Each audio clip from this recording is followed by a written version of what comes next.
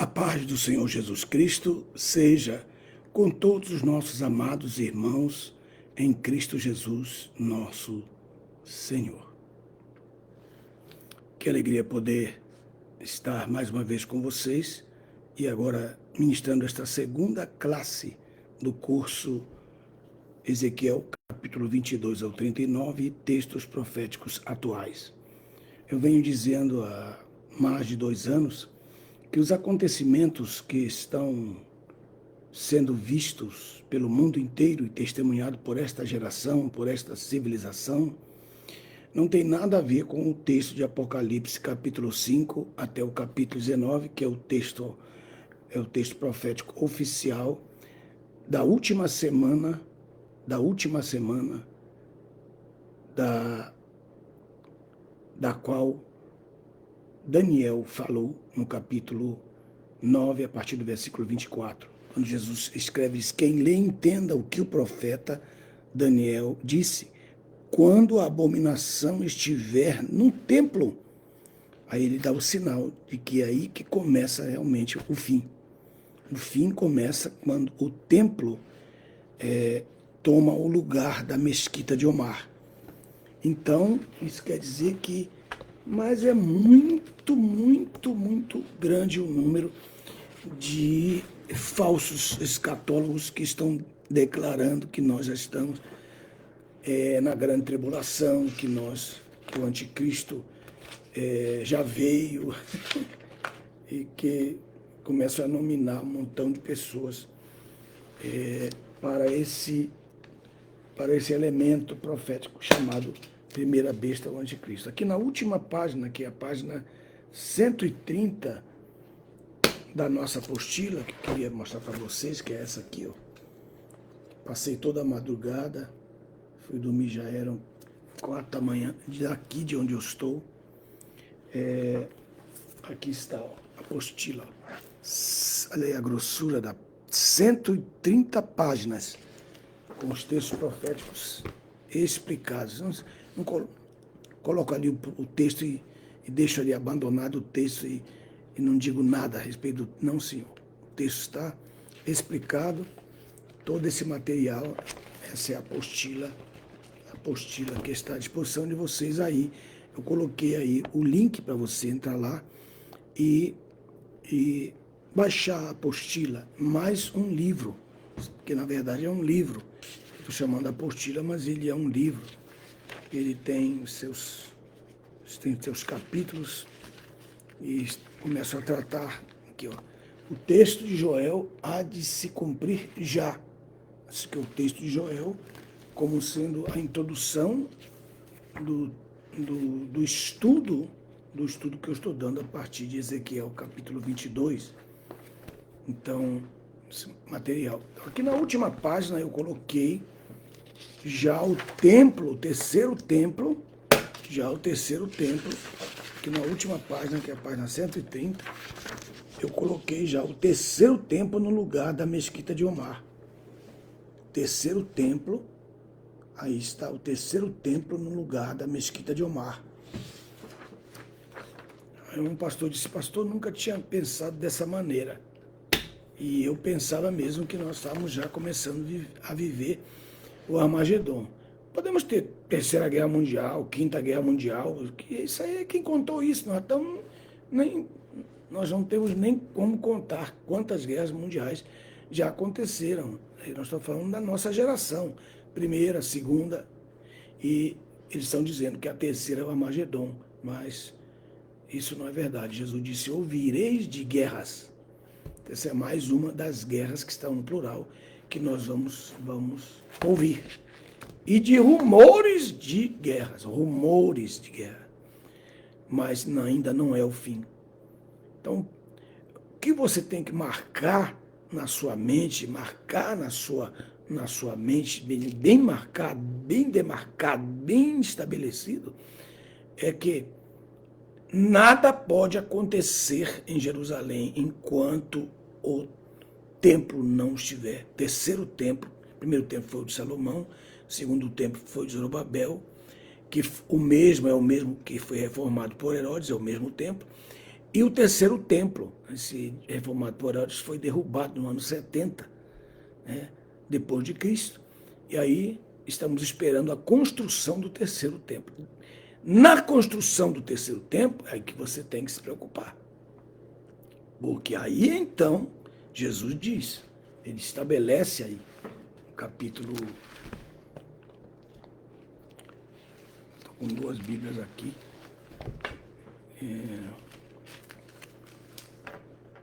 Que eu vou construir uma ideia para vocês.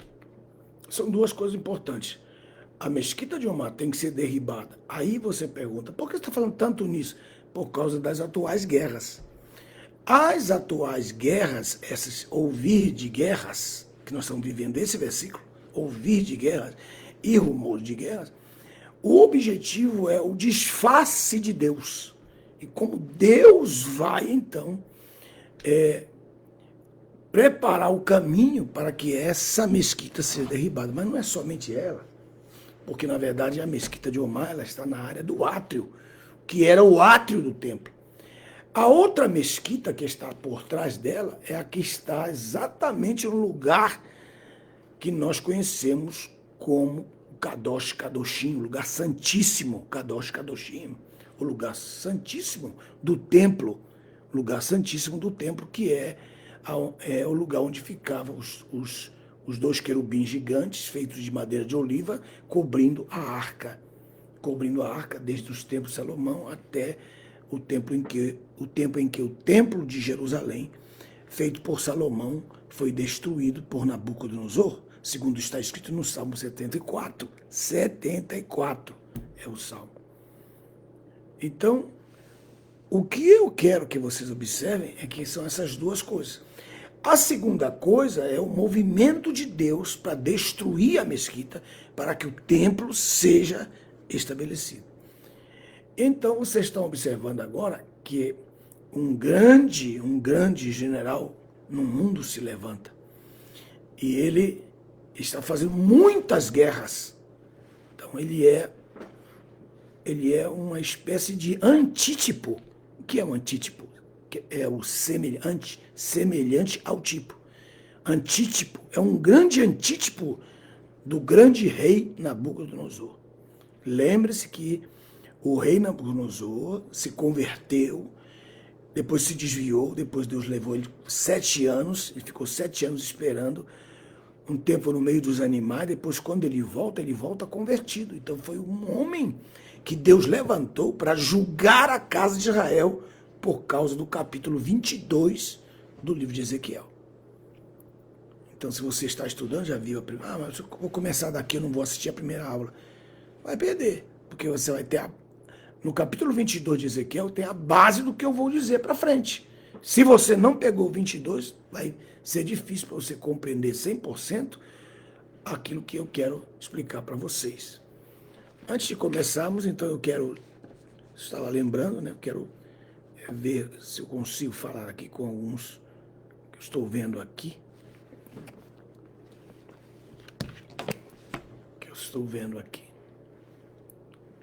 Então, deixa eu ver quem eu estou vendo aqui. Estou vendo o Nadson. Estou vendo...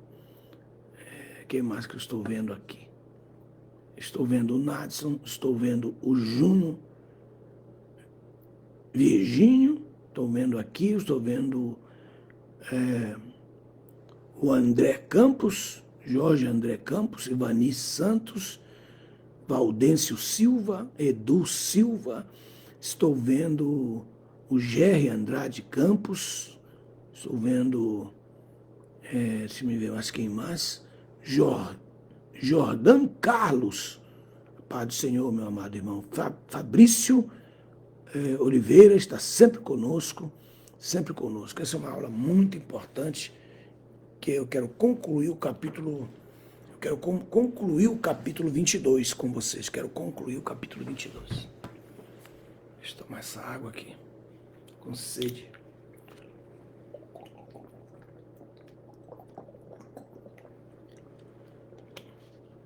Ai, graças a Deus. Então, vamos lá. São três coisas, estava falando para vocês, deixa eu deixar marcado isso aqui, né? São três coisas que eu estou falando. Primeiro, a mesquita de Omar.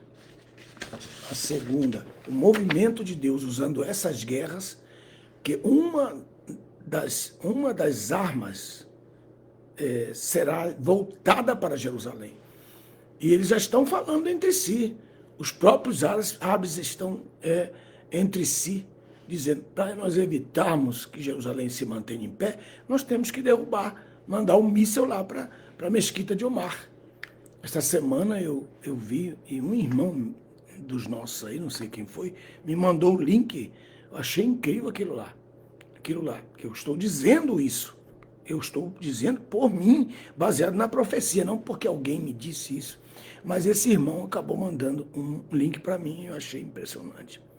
A primeira coisa é a mesquita de Omar, número 1. A mesquita de Omar, que está construída, que ela tem que ser derribada. A número 2, né, que as guerras, e ouvireis de guerras, é para que um desses mísseis acabe caindo lá em Jerusalém para destruir aquele templo. Quer dizer, que eu quero mostrar para vocês que a escatologia de Apocalipse 5 a 19 só pode acontecer a partir do momento em que a mesquita for derribada. Então ela é um sinal para nós. E o terceiro é a paz. É uma paz. Ela tem que existir antes que venha a repentina destruição. E quem que fala sobre isso? Paulo e outros profetas, né? E vai haver uma paz, e essa paz será frustrada com o advento da chegada da primeira besta, que é o anticristo, que vai sair do mar, que vai receber o poder do dragão, que vai receber o poder de Satanás. Então, esse tempo dessa falsa paz vai, então, culminar com o início da construção desse templo, com o primeiro arrebatamento, porque vão ver outros arrebatamentos. Vai ser o primeiro arrebatamento, que é o da igreja. Depois, durante a grande tribulação, vai haver o arrebatamento das duas testemunhas, que vão levar os 4 grupos de mártires que morreram durante a grande tribulação, os santos da grande tribulação, para que eles possam participar das bodas do Cordeiro, no capítulo 19, versos 6 em diante de Apocalipse. E o outro arrebatamento, que é o arrebatamento de Israel, na metade da grande tribulação, quando o falso profeta começar a persegui-la juntamente com o anticristo. Então o Senhor guardará Israel, ela será arrebatada com as 2 asas de águia, as mesmas 2 asas de águia que foram responsáveis pelo arrebatamento de Israel, pela retirada de Israel do Egito, passando pelas montanhas e levando até a beira ali daquele golfo do Mar Vermelho para passar para o outro lado, que era a Arábia, onde ficava as montanhas que seriam conhecidas como as montanhas do Horebe, onde Moisés falaria com Deus em uma delas, chamada Sinai. Então aqui eu tenho os 3 pontos. Muito importante. Esse último, que é a falsa paz, Deus está utilizando agora um grande general mundial, que está lutando para que haja uma paz, mas ele está sendo usado por Deus por isso, mesmo que ele não entenda absolutamente nada de escatologia. Está rodeado de pessoas ali que oram por ele, graças a Deus, pessoas estão orando por ele. Mas a maioria deles não conhece absolutamente nada de escatologia. Eles nem têm como nem aconselhar o presidente Trump sobre isso. Mas Deus está utilizando. E você sabia que o presidente Trump está profetizado no livro de Ezequiel? Você sabia disso? Você sabia que a China está profetizada no livro de Ezequiel? Você sabia que Dubai está profetizada no livro de Ezequiel? Entre esse capítulo 22 até o capítulo 39, nós vamos encontrar um capítulo desse, no qual nós vamos explicar para vocês o levantamento desse líder mundial para estabelecer uma paz que ele pensará que vai ser duradoura, mas vai ser repentinamente destruída. Esta paz vai ser completamente frustrante para o mundo inteiro quando chegará, quando se manifestará o anticristo. Então, isso aqui é a primeira besta. Nós temos duas bestas. A primeira, o anticristo, a segunda, o falso profeta. A primeira aparece 3 anos e meio antes da outra besta. Então, aqui está o Fabrício, aqui está o Ivani ainda. Deixe-me ver ainda, temos mais, quem mais? Alexandre Andrade. Oh, meu amigo querido. E aí o Luiz Henrique, faz tempo que eu não ouvia falar de você. Nonda Santos, várias pessoas, Jordão, Carlos, várias pessoas que estão entrando agora. Né? O mundo está cego. Né? Deus está falando, a Bíblia diz em Provérbios, no alto das praças, em cima nas antenas das montanhas, a profecia está profetizando, mas não houve quem desse atenção à voz da profecia. Em Provérbios capítulo 1, verso 14, você vai ver lá. Clama audicionamente a profecia, a palavra profética clama, a palavra de sabedoria profética clama, mas são poucos os que estão dando atenção. Inicialmente a maioria está vendo piada, contando piada, ou vendo piada, dando risada alto de coisas incríveis, como que as pessoas enchem a cabeça delas, perdendo seu tempo. Não sei, eu acho que é a única coisa que elas sabem fazer. Elas não sabem escrever uma letra, uma frase, não sabem. Elas leem um texto, mas não sabem interpretar o texto. Por quê? Porque elas nasceram para esse mundo do bocoió. O mundo do bocoió. Nasceram para isso. Então são poucos aqueles que buscam, que aguardam, que entram nos oráculos de Deus. E você que está me ouvindo, parabéns, porque você parou um pouco agora para ouvir dos oráculos proféticos de Deus. Né? Está tendo dado essa parte aqui introdutória, mostrando para vocês, né, que a mesquita de Omar é um ponto fundamental, um sinal, né, essas guerras atuais, para que um desses mísseis caia ali e destrua, para que eles consigam construir o terceiro templo que eu já acabei de mostrar para vocês. Na última aula, que foi a primeira deste evento que nós estamos tendo, nós estávamos em Ezequiel capítulo 22. Ezequiel capítulo 22, que nós paramos exatamente no verso 16. Então, eu mostrei para vocês que o capítulo 22, ele é uma visão de Israel desde 1948, depois que ela foi restabelecida como nação, até o ano 2026, e que muita gente quase adora a bandeira de Israel, né? Mistifica a bandeira de Israel. Alguns pastores têm inveja da Igreja Católica, dos curas, dos padres da Igreja Católica, da indumentária deles, que eles querem trazer isso para o meio evangélico. E é uma coisa que o apóstolo Paulo detestava, porque a Igreja do Senhor Jesus, ela nasceu sem essas indumentárias, ela nasceu livre. Então, durante a história, esses homens, com inveja das indumentárias da Igreja Ortodoxa que entrou na história, eles acabaram trazendo isso também para a Igreja Católica, e a Igreja Católica passou para os anabatistas passaram para os batistas, os batistas passaram para os pentecostais, para os calvinistas. E acabou que eles têm inveja lá do cotovelo mesmo das indumentárias, porque eles creem que é essa indumentária que vai trazer a unção. Aí você vê determinados pastores do Rio de Janeiro, que eles colocam aquelas coisas aqui para mostrar que eles têm uma autoridade por causa da roupa. E o Evangelho de Jesus Cristo, a graça de Jesus Cristo, ela trouxe uma mensagem de libertação de tudo isso. Ela trouxe uma libertação de tudo isso. Então, o que acontece? Eles querem, de alguma maneira, andar para trás, para se alinhar à mãe das meretrizes, porque todas as denominações vão se transformar em meretriz igual à sua mãe, porque a sua mãe é meretriz. E todas as igrejas, seja evangélicas, seja de qualquer tipo que for, elas vão ou já estão sendo transformadas, ou já foram transformadas, iguais às suas mães, e iguais à sua mãe, e estão atuando igual à sua mãe. Mas não estou falando da indumentária em si, no capítulo 22, estou falando do caráter da nação de Israel. O caráter da nação de Israel, que eu li para vocês, né? Que eles passaram a esconder o Moloque, esconder o Baal. Então Israel, ele até o dia de hoje, ali no meio das doutrinas espíritas, que são muito fortes no meio da nação de Israel, que é escondido através das doutrinas que vocês conhecem, que vocês já ouviram falar.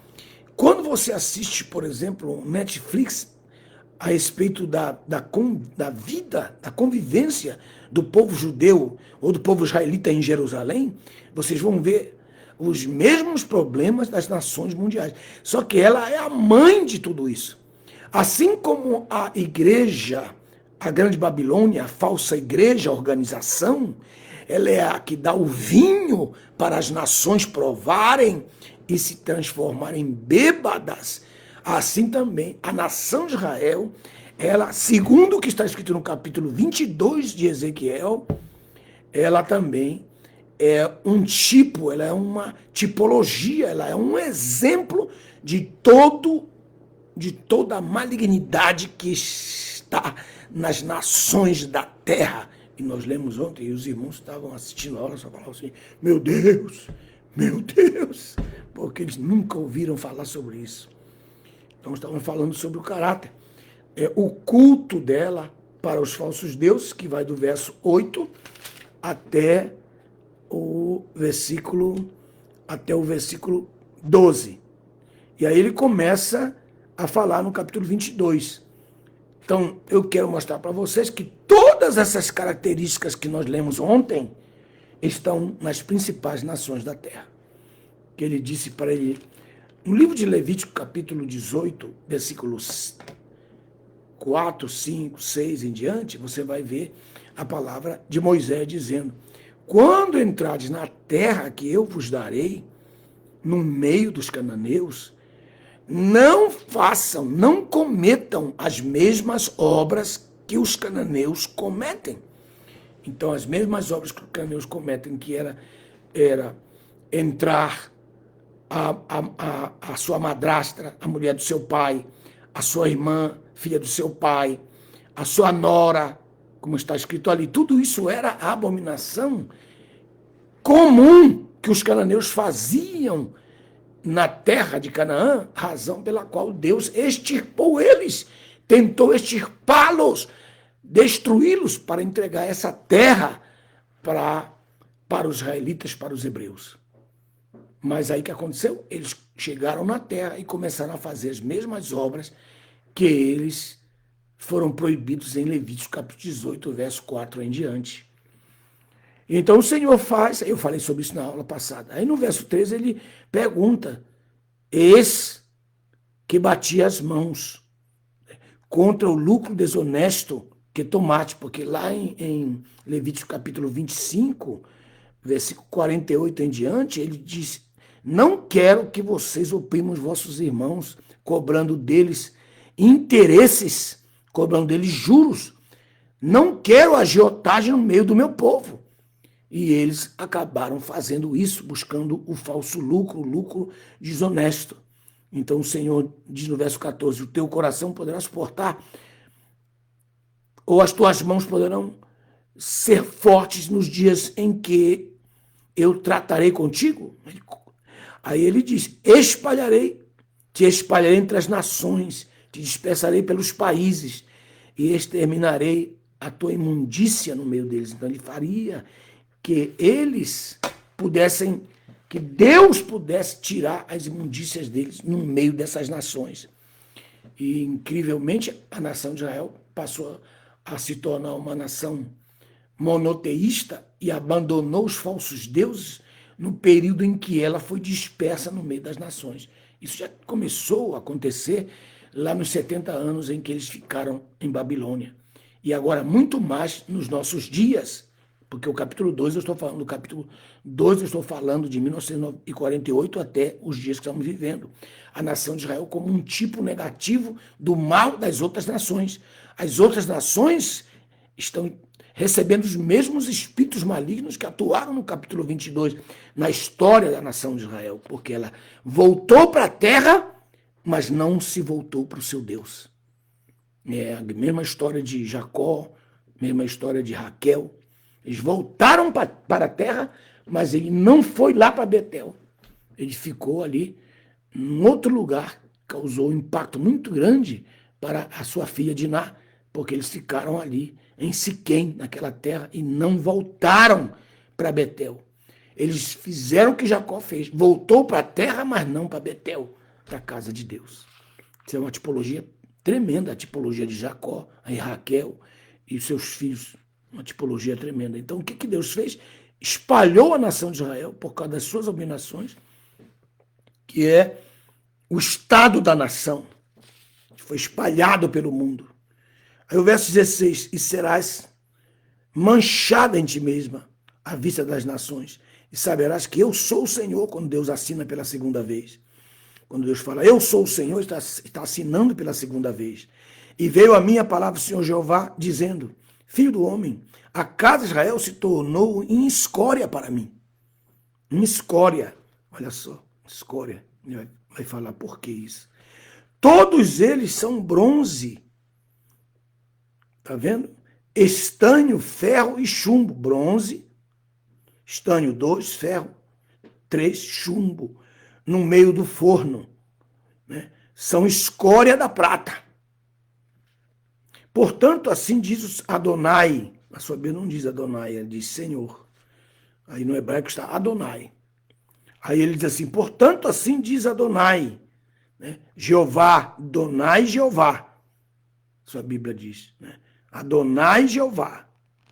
Assim que está no hebraico. Coloquei aqui, você está lendo a versão de Nelson. Baixe a versão de Nelson. Tem muitos links aí. Baixe a versão de Nelson para você. Se colocar no seu celular, igualzinha a essa aqui. Amém? Portanto, assim diz Adonai. Portanto, todos vós vos tornastes em escória, e eis que vos reunirei, né, no meio de Jerusalém. E diz assim, como quem junta prata, bronze, ferro, chumbo no meio do forno, dentro de Jerusalém. Nós estamos vivendo isso exatamente agora. Agora, nesse exato momento. Quem mora em Jerusalém e está me ouvindo agora, sabe que estamos vivendo exatamente esse momento. Aí ele disse, como quem junta prata, bronze, ferro e chumbo no meio do forno, para soprar sobre eles o fogo e se derretam, assim eu os recolherei no forno da minha ira e da minha indignação, e os derreterei e os fundirei. Em que é a grande panela, né? o grande elemento que ele vai reunir para colocar dentro desse recipiente. Aí o verso 21. Eu vos congregarei e atarei sobre vós o fogo do meu furor, sereis fundido no meio da cidade. Pode colocar aqui, ó, 2026. Isso que está acontecendo com Jerusalém nesse momento. Eles estão vivendo agora no meio do fogo. E uns clamando por Deus, por Jeová, Yahweh, né? Eles estão clamando, estão vivendo esse 2026. Coloquei aqui 2026. Estão vivendo esse momento. Sereis fundidos no meio da cidade. Isso está acontecendo agora.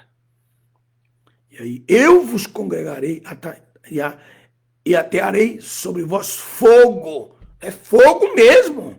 Aí ele diz assim, sereis fundidos no meio da cidade. Então, estou falando de Jerusalém. Como a prata se funde no meio do fogo, assim sereis fundidos no meio dele.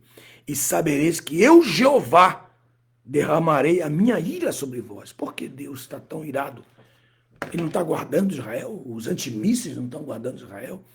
Pela misericórdia de Deus, por causa dos seus escolhidos que estão lá no meio deles, né, que estão marcados por anjos, por Deus, como está escrito no livro de Apocalipse, no capítulo 14, que estão marcados por anjos, né, por causa dos escolhidos, e não para os que vão para lá somente, porque a terra da promessa. E você tem que compreender isso. Então Deus agora, nesse momento, está dando os princípios das dores para a nação de Israel, porque é um avant-première para esse tempo em que Deus vai estabelecer como 70 semanas, a última semana das 70 semanas de Daniel, que é designada essa última semana para Israel e para a Santa Cidade. Então aqui você pode colocar Daniel capítulo 9, versículo 24 a 29, que está pondo aí, ele fala assim, quem lê entenda o que disse o profeta Daniel. Em Mateus capítulo 24, aí verso 6 em diante. Aí ele mostra, continuando, aí muda agora o tom, ele coloca aqui, e veio a mim a palavra de Jeová dizendo, filho do homem, dize-lhes, és uma terra impura, onde não cairá a chuva, onde não cairá a chuva no dia da ira, onde não cairá a chuva no dia da ira. Há uma conspiração de profetas no meio dela, como um leão que ruge e que arrebata a presa, eis que devoram almas, apropriam-se de tesouros e coisas preciosas e multiplicam muitas viúvas no meio delas por causa da guerra, que é o que vai começar a mostrar aqui. Do verso 23 em diante, eis que vem a minha palavra do Senhor, ele deixa de falar do caráter da nação, que influencia as outras nações, porque os mesmos pecados do 22 são os mesmos que estão no Brasil, são os mesmos que estão em Portugal, são os mesmos que estão na Austrália, são os mesmos que estão nos Estados Unidos, são os mesmos que estão em Angola, os mesmos que estão em Moçambique. Então o 22, ele é uma espécie de raio-x das nações, e Deus falando com Israel, ele também está falando ao mesmo tempo com todas as nações que fazem e que obram as mesmas abominações. Então o capítulo 22 está mostrando o estado do mundo no meio das nações. Aí ele começa a falar dos líderes, o caráter dos líderes. Verso 24, que diz que é impura. Aí ele diz assim, há uma conspiração de profetas.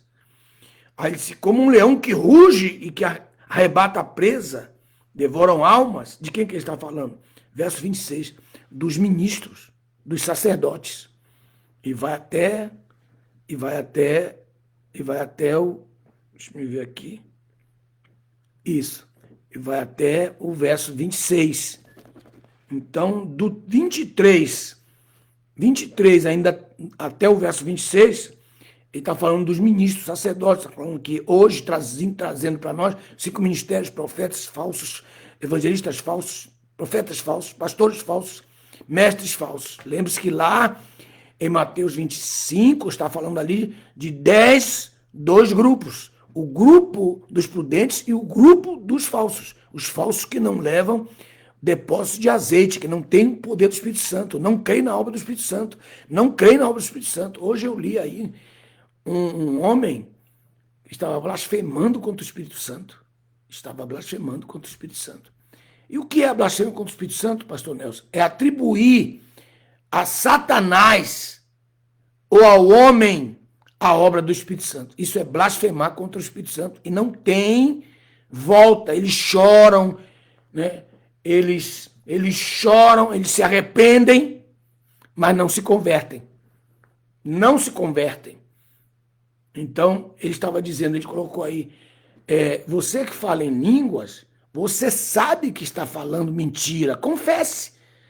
Você sabe que está falando mentira, confesse. Então, ele está julgando a obra do Espírito Santo, sendo que as línguas são bíblicas. A Bíblia diz lá em Isaías capítulo 14, diz assim, e falarei através de vós em línguas estranhas, mas eles não quiseram ouvir, eles não creram, eles não quiseram ouvir. Isso não é só do Novo Testamento, não, isso aqui é para não ser, para não ser covarde aqui com você. Eu nem citar nada do Novo Testamento, só falar do Antigo Testamento aqui.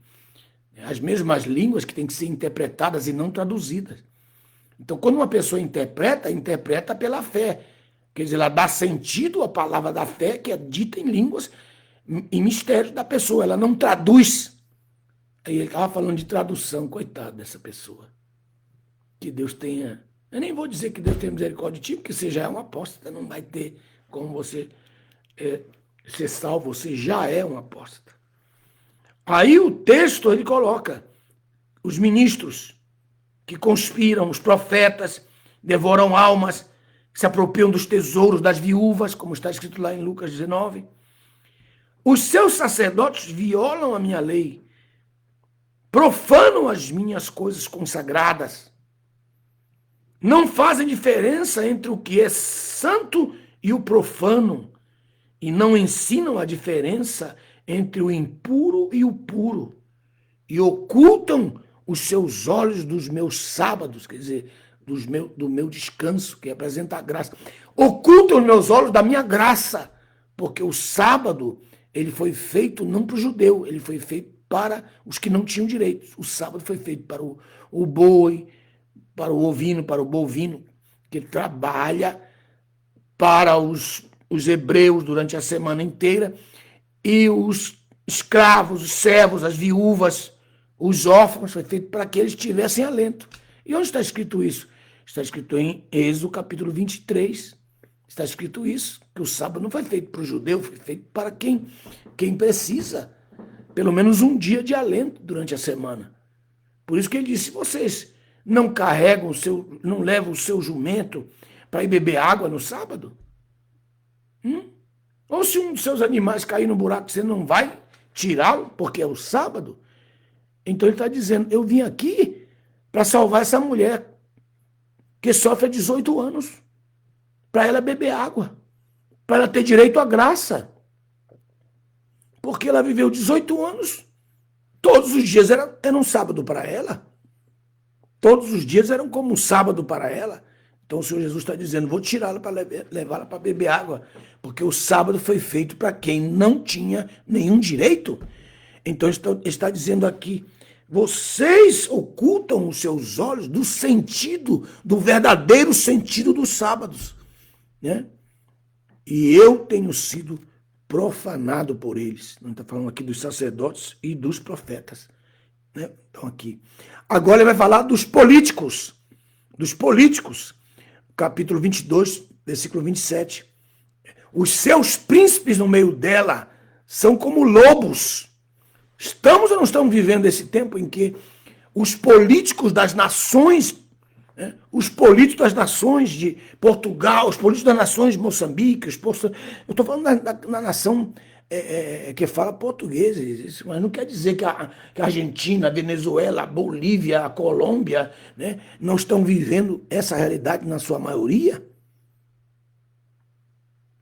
Ele está mostrando aqui no verso 27. Primeiro ele coloca os pecados da nação.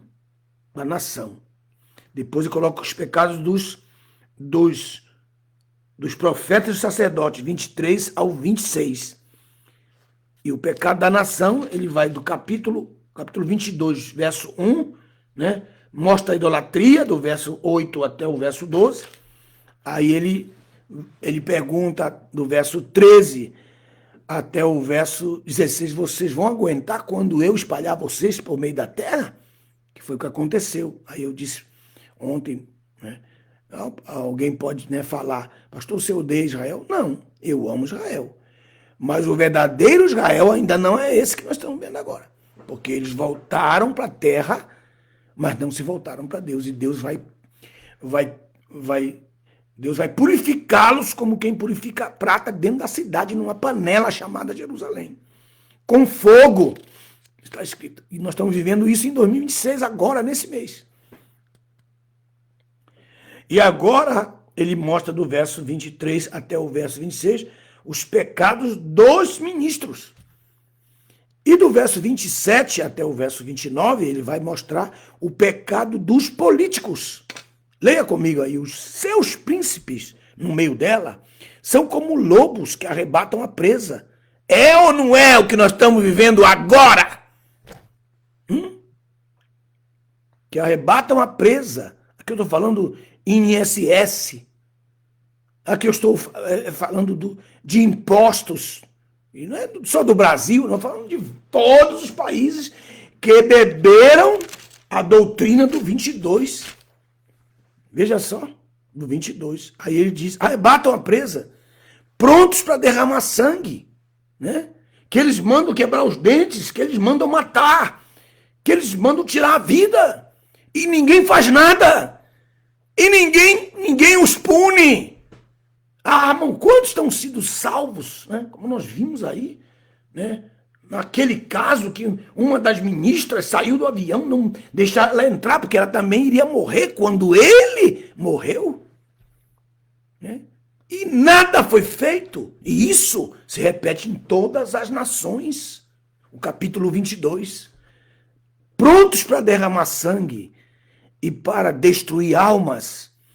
E diz, para obter lucro desonesto. Olha isso aqui. E o verso 28.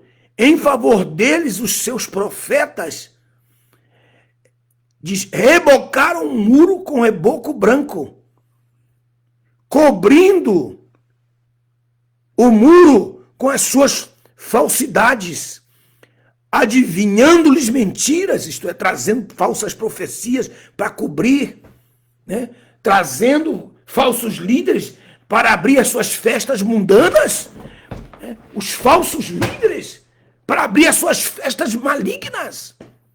Estamos ou não estamos vivendo isso aqui? Aí ele diz aqui, para obter lucro desonesto, verso 28, em favor deles os seus profetas rebocaram o muro com reboco branco, cobrindo as suas falsidades, isto é, quando as pessoas vão lá e protestam, escrevem, fulano de tal, político tão, tal, é bandido, é isso, aquilo, outro, e eles vão lá e pintam com cal a própria entidade da cidade, na sua maioria, veja bem que eu estou dizendo, na sua maioria, né, vão lá, pinta isso, manda tirar isso, manda apagar isso, e os feiticeiros e os falsos profetas adivinhando mentiras, quando dizem, assim diz o Senhor Deus, quando na realidade Adonai Jeová não lhes falou nada, não disse nada. A gente está cansado de ouvir que Deus falou comigo, Deus me disse, Deus nem conhece essa pessoa. E você ainda fica na fila para receber essas falsas profetadas na sua história e na sua vida, porque não tem base bíblica na profecia que ele está profetizando. E depois ele termina. Primeiro a nação, que inclui todo mundo. Depois os profetas e os sacerdotes. Depois ele coloca aqui os príncipes que vivem às custas das palavras falsas proféticas desses sacerdotes e desses profetas. Que pintam o muro. O que quer dizer? Se a Bíblia é tremenda na sua tipologia, porque ela fala pinta o muro, quer dizer, tenta apagar, né? Tenta apagar o que foi escrito nos muros a respeito do político que só faz besteira ali. Hein? Que coisa tremenda. Valéria Lima, assista desde o princípio. Letícia Pecoraro, assista desde o princípio. Luiz Henrique, assista desde o princípio. Né? Quem chegou agora. Fernando Rojas, faz muito tempo que eu não sei de ti. Valéria Lima, Fernando Rojas. Né? Francineide, Pai do Senhor, minha amiga, minha irmã, serva do Senhor. Saudações aí para sua família, amém? E aí termina o capítulo 22, já estamos em 44 minutos, aqui, aí termina com o verso 29, 30 e 31. Tudo isso para poder entrar no capítulo 23, 24, 25, 26, 27, 28, 29, 30, 31, 32, 33, 34, 35, 36, 39, pastor Nelson. Sim, a base é o caráter da nação, o caráter dos ministros, o caráter dos políticos e depois o caráter do povo, que é o último, porque o povo mete o pau no juiz, mete o pau no político, mete o pau no sacerdote, mete o pau na nação, mas o povo, Deus está pegando ele agora. Né? Quando ali na Bittencourt, na Rede Bittencourt, um caminhão volta, quando um caminhão cheio de mercadoria, ele passa por um acidente e as suas mercadorias ficam expostas, quem vai pegar aquela mercadoria? Pegar, que eu digo, é roubar. Quem vai roubar aquela mercadoria? Os crentes. Os crentes, os crentes. Os crentes das igrejas pentecostais que ficam ali pelos muros, aquelas igrejas ali pentecostais. Desce todos os crentes, irmãos. E os que não são crentes também descem? Pois são os crentes que avisam eles. Porque eles não têm temor a Deus. Porque eles não conhecem a Deus. Porque tanto o ímpio como o justo estão tapados, estão cegos. Eu fui pregar numa congregação ali na Rede Bittencourt, numa igreja, e o pastor disse, pastor, queria lhe mostrar uma coisa, não sei se o senhor gostaria de levar uma.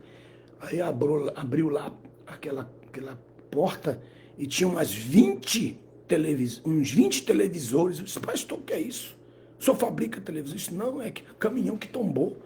E nós aqui fomos lá para poder vender, para trazer oferta para o altar. Eu não pude suportar aquilo. Eu não pude suportar a mentalidade. A Bíblia diz que nós temos que renovar o nosso entendimento. O nosso entendimento com a renovação da palavra de Deus. E você vai pegar uma mercadoria de um caminhão que tombou e achou que você é inocente, que você não está levando maldição terrível para 4 gerações da sua família. 4 gerações da sua família. Porque Deus vai visitar a maldade dos pais até a 3ª e 4ª gerações.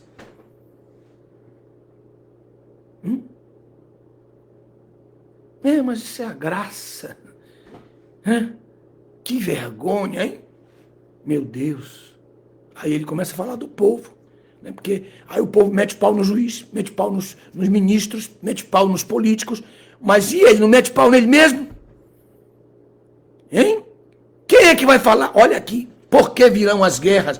Por que virá uma restauração no mundo? Por que a vinda de Jesus é necessária acontecer? Por que Jesus disse que é necessário que essas guerras aconteçam? Hein? Por quê? Por quê? Aí ele coloca no primeiro capítulo que nós estamos estudando, que já foram 2 aulas, porque nós já estamos em 47 minutos. Aí, verso 29.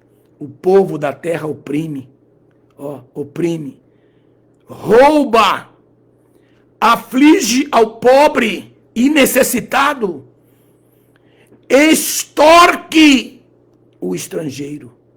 Extorsão. Está vendo aqui é o povo. Primeiro os ministros, depois os políticos e depois o povo. Está aqui na apostila, eu coloquei aqui. Coloquei aqui na apostila. Estou seguindo ela completamente. Né? É a visão. Irmãos, meu sonho é que vocês tenham essa apostila. Vocês vão aprender tanta coisa. Que coisa maravilhosa.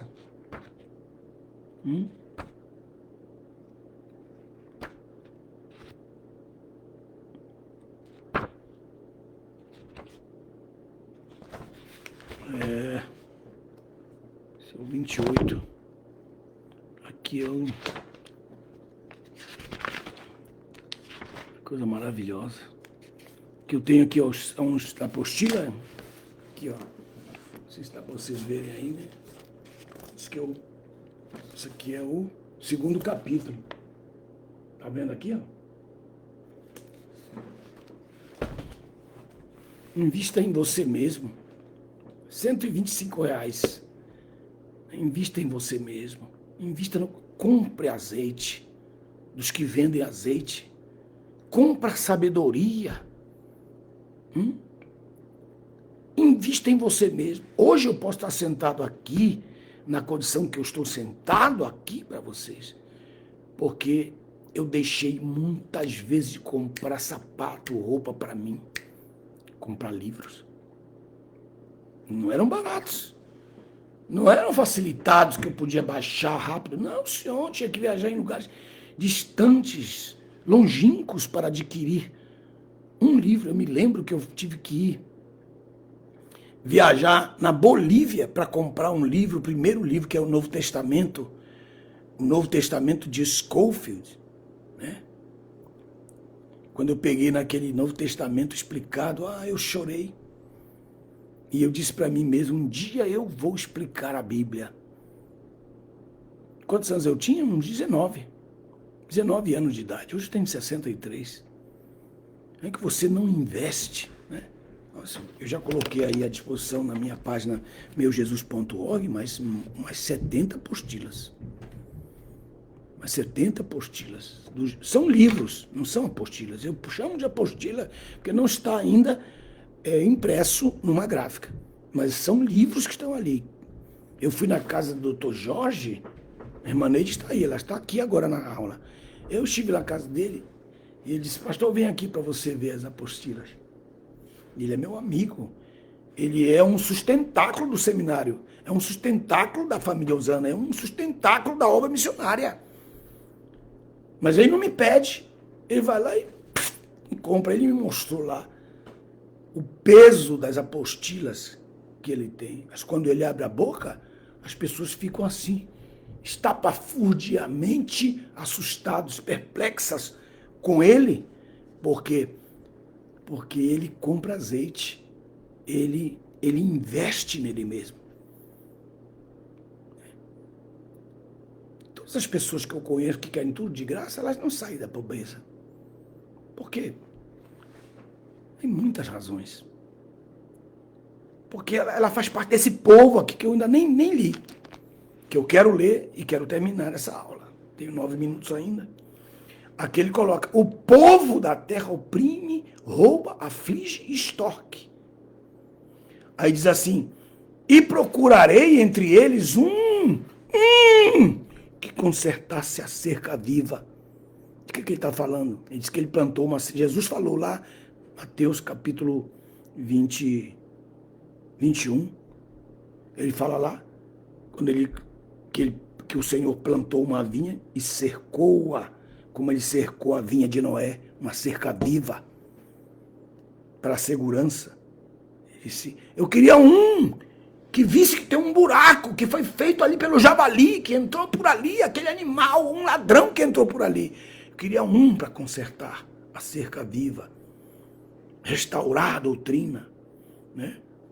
Que se colocasse na brecha diante de mim, em favor desta terra, para que eu não a destruísse, mas não encontrei ninguém que ficasse na brecha. Esse versículo é um dos versículos mais poderosos da Bíblia. Se eu fosse escolher 7 versículos da Bíblia, esse versículo seria um dos que eu colocaria como um dos principais versículos, porque poucas pessoas sabem o que significa isso. Quando foi construído o Templo de Salomão, os arquitetos colocaram na parte do lugar santíssimo, na parte de trás, deixa eu fazer aqui para vocês, deixa eu fazer o desenho aqui para vocês, tá? Aqui o templo, aqui o templo, tá aqui o templo, tá aqui o lugar santíssimo, é quadrado. Aqui está o lugar santíssimo e aqui estava a arca, com seus varais que tocavam nas cortinas, e por cima delas tinham as asas dos querubins que cobriam a arca. Os querubins eram grandes, 5 metros de altura. E aqui atrás nas pedras que estavam na parte de trás do lugar santíssimo, aqui era o lugar santo. E aqui era o lugar santíssimo. Ponho 2 textos para isso, para vocês verem aqui. Estão vendo? Então, aqui atrás, aqui, ó, eu estou apontando, aqui atrás, essas pedras de trás do lugar santíssimo, ninguém sabia. Era um secreto entre os sacerdotes. Muito bem guardado. Era um secreto. Quando as nações vinham para guerrear contra Jerusalém, Esses sacerdotes que sabiam da brecha, eles iam lá e empurravam as pedras e eles tiravam a arca por ali. Tem esse versículo na Bíblia, está em Crônicas. Eles empurravam a pedra e passavam a arca pela brecha e ficavam andando pelas montanhas enquanto o mal estivesse contra a cidade. Então eles ficavam andando para guardar o ouro, as pedras preciosas e o tesouro da nação. E assim os inimigos entravam ali e não encontravam, porque alguém estava na brecha. Alguém estava na brecha. E eles tiravam a arca, as coisas santas, santíssimas, os tesouros que eram depositados ali, e eles então iam como um avião presidencial do presidente dos Estados Unidos, autonomia para voar tantos meses no ar. Que coisa tremenda isso, até que o perigo passasse. Então ele disse que quando chegou esse período, né, quando chegou o período em que Nabucodonosor veio, não tinha ninguém que estivesse na brecha. Aí ele torna a colocar a mesma palavra para os nossos dias. Não há quem se coloque na brecha da intercessão, da oração, para salvaguardar os tesouros, a fé, o amor, a esperança do povo. Os tesouros espirituais, não há quem, eles não encontrei. Ele disse, quando vier o Filho do Homem, achará fé na terra? Achará alguém? E se você é daqueles que está preocupado, meus irmãos, eu amo a Deus. Eu amo a Deus. Eu amo a Deus. Eu amo a sua palavra. Eu tenho prazer absoluto, total, 1000% de dedicação às coisas de Deus. Eu amo as coisas de Deus. Eu não sinto cansaço. Né? Eu fico aqui, ó, irmãos, desde as que... Pego aí, 10 da manhã no começo. Fico até as 4 da manhã, 3 da manhã. Só como a comida, que é feita com muito apreço, que é trazida às minhas mãos. Que Deus abençoe. Eu quero declarar isso na sua vida, que você tenha esse apreço, para estar na brecha, que quando o inimigo vier para roubar, para tomar, que eu não seja um povo que o ajude a roubar, mas que esteja na brecha para guardar, salvaguardar as coisas que pertencem a Deus. Eu quero estar entre os grandes guerreiros de Deus. Eu quero estar entre os grandes guerreiros de Deus quando Deus nos chamar. Eu quero estar no meio dos grandes guerreiros de Deus. Dizer para Deus, eu fiz alguma coisa em favor do teu reino na terra enquanto eu vivi e que ficou gravado, marcado, selado. E agora isso está sendo selado, gravado no seu coração. E eu profetizo, e eu declaro sobre a vida de você que está me ouvindo agora, homem de Deus, mulher de Deus, que estão me ouvindo agora. Você está na brecha. Que ele pergunta aqui, a forma tremenda, esse texto é violento, eu quero ler de novo. Ele diz assim, no meio daquele povo ladrão, extorquidor, né, que derrama sangue, que rouba, ele disse, eu procurei entre eles do povo, uma pessoa do povo, que não fosse pirata, uma pessoa do povo que não fosse ladra, que não roubasse, que não derramasse sangue.